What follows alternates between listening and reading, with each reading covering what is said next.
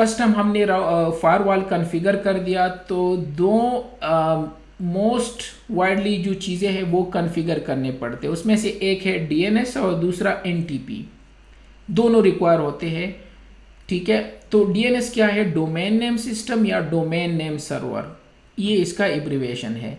Basically ये एक large database है, पूरी दुनिया में ऑलमोस्ट 13 डीएनएस सर्वर है और फिर इसकी रेप्लिका है हर कंट्रीज में, और एक कंट्री में भी इसकी रेप्लिका है, तो 100 रेप्लिकाज भी हो सकते हैं।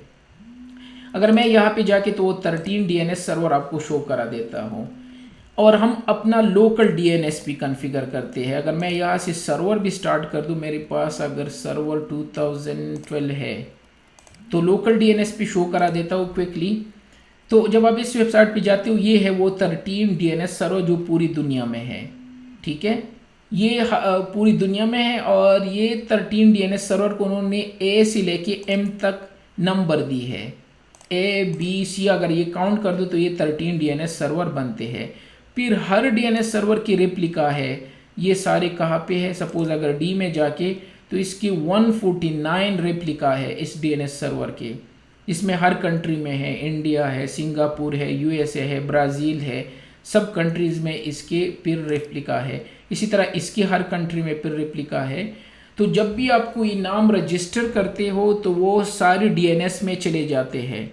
इस वजह से जब मैं google.com लिखता हूँ तो google.com ये 13 डीएनएस सर्वर इसको ट्रांसलेट करके बेसिकली गूगल के बिहाइंड पे आईपी वर्क करते हैं। अगर मैं यहाँ से ns लुकअप लिख के ns लुकअप www.google.com कर दूँ तो गूगल के असल में ये आईपीज़ है, तो ये आईपीज़ वर्क करते हैं। इट मीन्स अगर मैं किसी और वेबसाइट में हूँ, सपोज फेसबुक पे जाता हूँ और ये आईपी लिख के, तो ये मुझे गूगल पे फॉरवर्ड कर देंगे।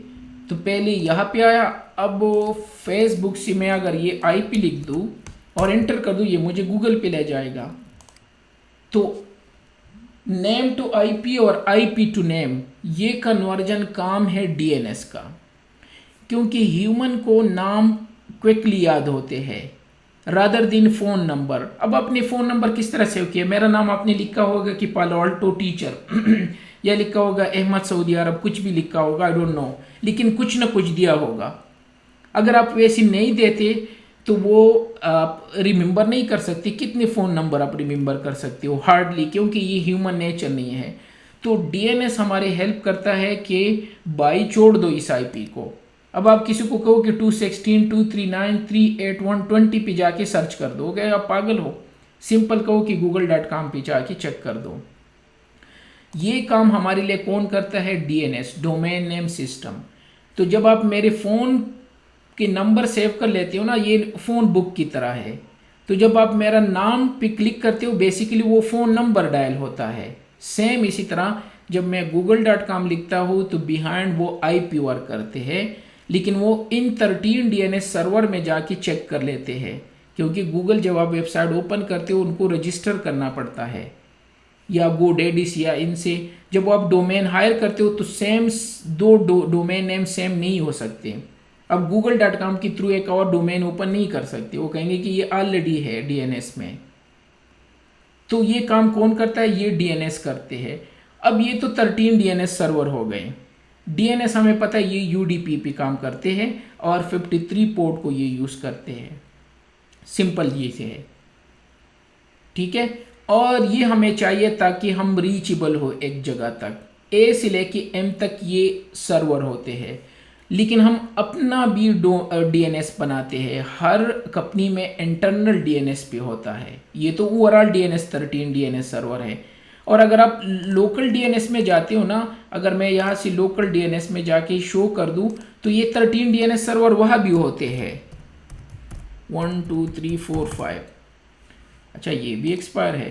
तो न्यू पासवर्ड एडमिन @12345 और एडमिन @12345। तो मैं अगर इस सर्वर में लॉगिन करके आपको शो कर दूं तो लोकल डीएनएस भी हम अपने बनाते हैं, इसको कॉन्फ़िगर करते हैं, लोकली ये काम करेगा। लेकिन अगर आपने फॉरवर्ड करना है किसी चीज़ को तो वो 13 डीएनएस सर्वर के पास जाएगा। तो मैं अपनी लोकल डीएनएस पे आ गया और अगर मैं प्रॉपर्टी में जाके आपको शो कर दूँ तो ये रूट हैंड्स जो लिखे ये वही 13 डीएनएस सर्वर है पब्लिक आईपीस की तरह। और कहाँ से स्टार्ट थे? ए से स्टार्ट और एम पे ख़त्म थे।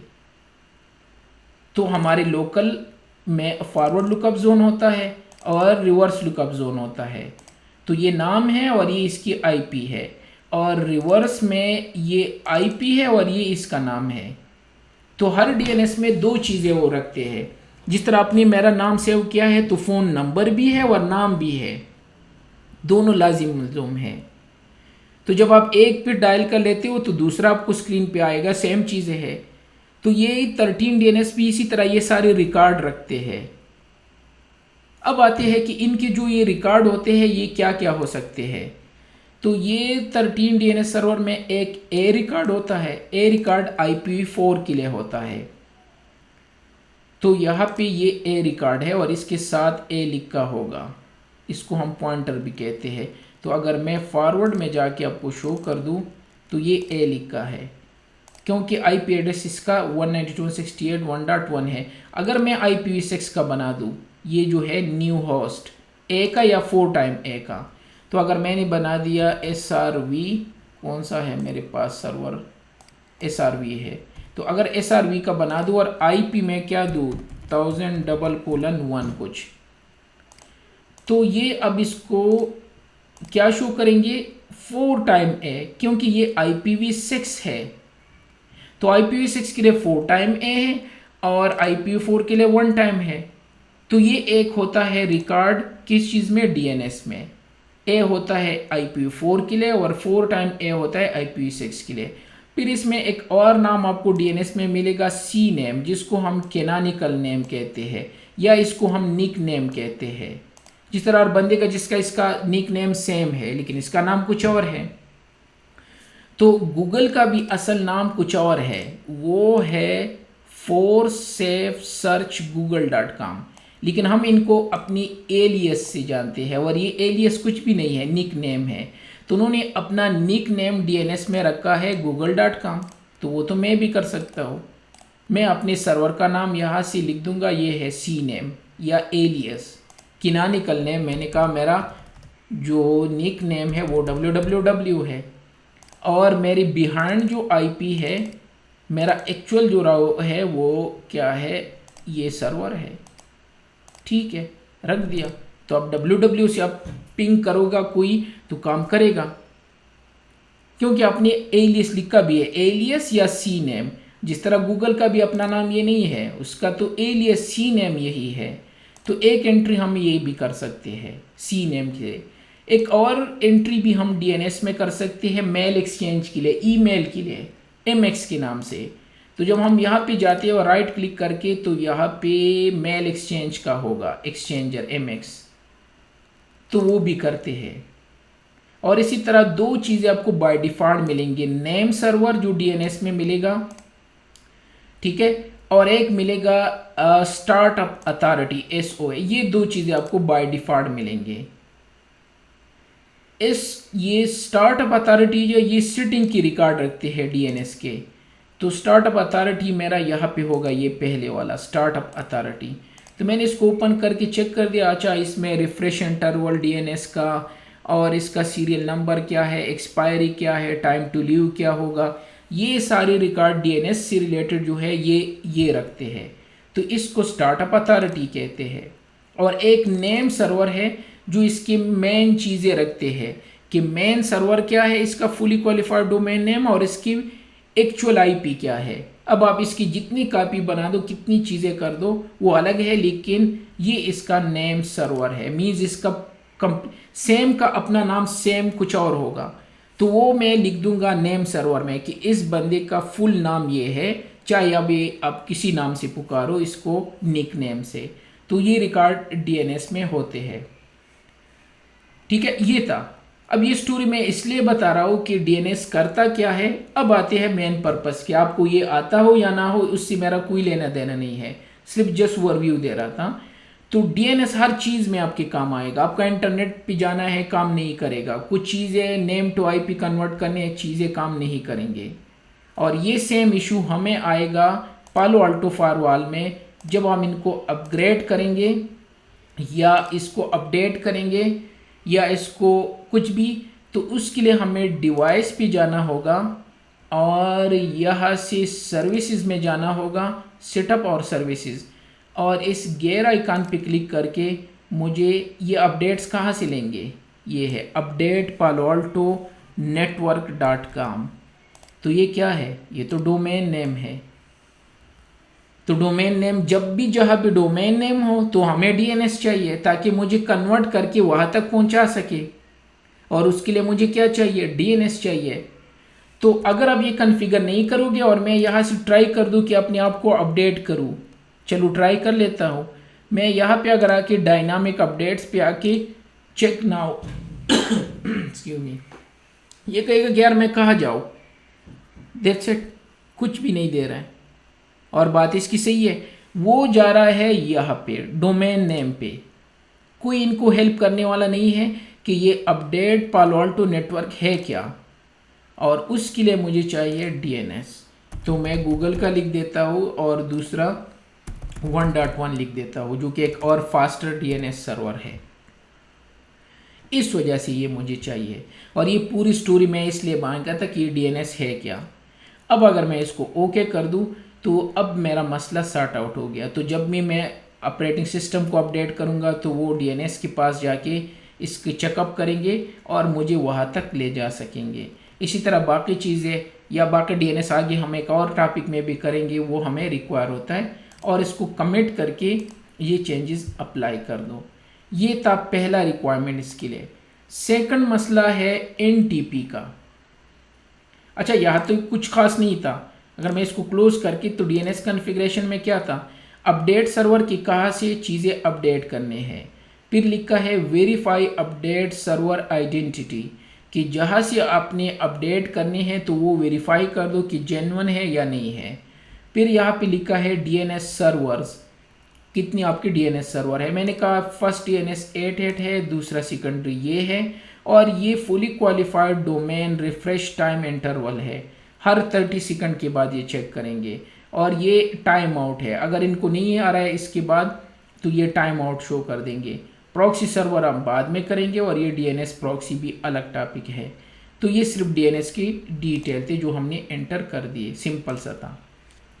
सेकंड पे जो हमें चाहिए वो एनटीपी है। मैं डिटेल में इसमें नहीं जा रहा हूँ, इसमें पूरा लेक्चर होता है इसका एनटीपी का। नेटवर्क टाइम प्रोटोकॉल, एक ऐसा प्रोटोकॉल जो कि नेटवर्क को टाइम प्रोवाइड करते हैं, और इसको एक सेंट्रलाइज सोर्स से क्लॉक प्रोवाइड करते हैं, जिसमें टाइम है, डेट वगैरह ये सारी चीज़ें होते हैं। जो आपके नेटवर्क में जितनी भी डिवाइसेस होते हैं, चाहे फायरवॉल है, राउटर है, स्विचेस है, या कुछ भी हो, ये उनको एक्यूरेट टाइम प्रोवाइड करते हैं। एनटीपी यूडीपी पे काम करता है, और ये 1 2 3 पोर्ट को यूज़ करता है। इसके दो मेन वर्जन है, वर्जन 3 और वर्जन 4, ठीक है। और जिस डिवाइस को हम एनटीपी कॉन्फ़िगर करते हैं उसको एनटीपी मास्टर कहते हैं। 16 तक ये काम करता है, 15 तक, 16 इसके लिए अनसिंक्रोनाइज होता है वो डिवाइस, ठीक है।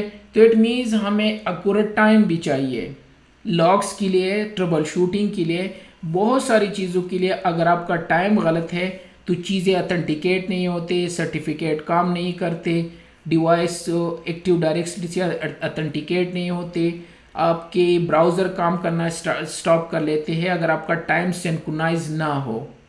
और अगर कोई एरर आ गया तो लॉग्स में गलत टाइम मेंशन होगा, तो आपको किस तरह पता चलेगा कि ये एरर कब आया था।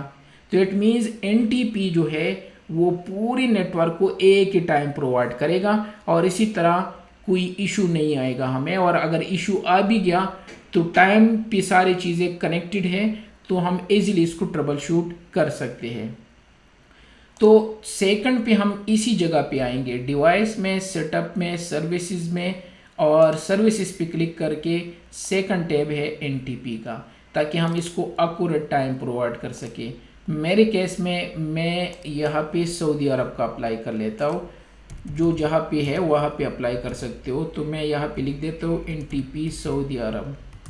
तो सऊदी अरब का जो टाइम है या अपनी कंट्री में जो होता है, तो सऊदी अरब एनटीपी लिख के इनके जो सर्वर है, तो मैं मेन सर्वर को कॉपी कर लेता हूँ।